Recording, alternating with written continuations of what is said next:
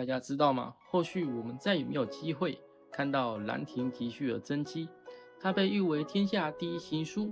如今我们在故宫博物院看到的是唐代书法家冯承素的临摹本。虽然这已经是最好的摹本，可还是有很多人，包括我在内，总会因为此生大概没机会看到王羲之的真迹而倍感遗憾。那么今天就让我们重读《兰亭集序》。当你试着走进王羲之的人生，你会发现这不是一篇简单的序文，而是他对自己提出的一个灵魂拷问。生而为人，我们要如何面对死亡？一切还要从1600年前一次盛大的文人雅集说起。东晋永和9年3月初3上巳节，时任会稽内史的王羲之邀请了谢安、孙绰等41位文人雅士，在会稽郡三阴的兰亭举行宴会。酒宴上，大家推杯换盏，连坐上7首诗足以凑成一部诗集。诗集的序文就由本次聚会的组织者王羲之代劳，这就是流传千古的《兰亭集序》。永和9年，岁在癸丑，暮春之初，位于会稽三阴之兰亭修葺是也。这一句的前半部分很好理解，唯独这一句修葺是也。什么是葺是呢？你可以理解成是一种祈福的传统，类似我们重阳节、登高、清明节祭祖。在古代春天的上巳节，古人会去水边举行一场辟邪祈福的祭祀活动。这一次的聚会来的都有谁呢？群贤毕至，少长咸集，王羲之的亲朋好友都来了。聚会的地点风景绝佳，此地有崇山峻岭、茂林修竹，又有清流激湍一带左右，山川高远绵延起伏，竹林郁郁葱葱，刚刚好。还有一条清澈湍急的溪流，像一条礼物的丝带，环绕在兰亭的四周，就着地视他们引以为流觞曲水，列坐其次。流觞曲水是古代文人的一种游戏，类似现在的击鼓传花。大家坐在流动的溪水两侧，把盛满的酒的酒杯放入水中，任其漂流。杯子停在谁的面前，谁就要赋诗喝酒。虽无诗足管弦之盛，一觞一咏，亦足以畅叙幽情。虽然没人奏乐，但是一杯酒、一首诗也足以抒发胸臆，是日野天朗，气清惠风和畅，仰观宇宙之大，俯察品类之盛，所以游目骋怀，足以即是听之于性可乐也。这一天啊，春风沉醉，世间万物仿佛画卷在我面前徐徐展开，实在是人生至美的体验。其实行文至此，《兰亭集序》还是一篇平和愉悦、寄情于景的文章。但接下来王羲之笔锋一转，他说：“夫人之相与俯仰一世，或取诸怀抱，误言一世之内，或困寂所托，放浪形骸之外。每个人都不是一座孤岛，人与人相遇交会很快便过完一生。有的人不假外求，向内探索，哪怕一间小小的房间里，也会因为一场对话获得醍醐灌顶般的大彻大悟。而有的人寄情万物，格物致知，纵情山水，一样会获得人生的顿悟。”在这他列举了2种不同的生活方式，然而无论大家何其迥异，却都会产生一种相似的感受，那就是心境悲来。还有提笔写道：“虽取舍万殊，境照不同，当其心与所欲暂得于己，央然自足，不知老之将至，及其所知，既卷情随事迁，感慨系之哀。”这一句第一次就让我觉得非常哀伤啊！王羲之他太通透了，他好像一眼就看见了生命。我们每个人快乐的时候都会忘乎所以，无论是衰老离别或者死亡都好像消失了一样，就好像每一段爱情在上头的时候，人们总会说出我愿意为你死去这样的情话，而当时间过去，习以为常以后，心随境转，情随事迁，热情不在，就会生出无限的感慨。向之所心俯仰之间，以为成机，犹不能不以之心怀。况修短随化，终其于尽。这句话是什么意思呢？无论曾经多么宏大盛放的快乐，转瞬之间都会成为过去。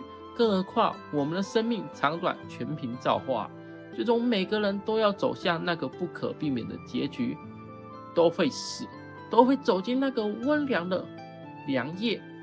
于是王羲之发出了一声悲叹：古人云死生亦大哀，岂不痛哉？生死总归是件大事。你有没有发现王羲之的生死观好像跟苏轼的不太一样？我以前读苏轼的《别海南黎明表》，他说平生生死梦，三者无列忧。我很长一段时间都不懂。我想生死梦，我们平心而论嘛，说真话，三者怎么会相同呢？在王羲之这，我找到一种生死观上的共鸣是生亦大哀。为什么王羲之会对生命有如此悲凉的感受？要回答这个问题，就要提到他特殊的人生经历。公元303年，王羲之生于魏晋名门琅琊王氏。这本来是一个让人羡慕的身世，但在当时社会动荡不安、怨世显赫的家族反而越危险。王羲之的父亲王旷原本是司马氏的肱骨之臣，最后却在战争中下落不明。失去父亲的那一年，王羲之只有7岁啊！我不知道一个7岁的孩子如何理解死亡和失去，但想必父亲的离开一定在他幼小的心灵里面留下了一层生死无常的阴影。往后的10几年里，王羲之又目睹了无数场死亡。公元322年，王羲之20几岁，他的叔父王敦起兵造反，大肆屠杀有名望的大臣，其中有提携过王羲之的周乙也被残忍的杀害。在这样的情况下，王羲之活得战战兢兢，家族出了逆臣琅琊王氏，一下子由名门望族变成众矢之的。据说当时王家每天都要有20多个子弟去宫里请罪，如此日复一日，才获得了王帝的原谅。后来王敦之乱被平定，王羲之也在长辈的推荐之下走入了仕途。然而此时他早已无心功名了，他只希望家人能够平安。可是在往后余生，他又目睹最亲的人一个接一个的离开啊。先是2位叔父，然后是岳父，直到有一天从小教他书法的姨母也离世了。王羲之终于沉痛地写道：请购姨母哀，哀痛吹波。情不自胜，奈何奈何，怎么办？奈何何？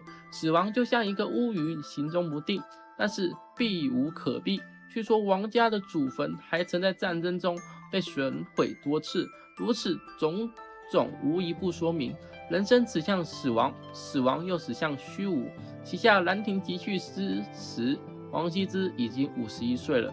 一生经历亲人离世的他，终于也走到了属于自己的迟暮之年。他在文中写道：每览其人心感之由，舍何一气，未尝不临文嗟道，不能喻之于怀。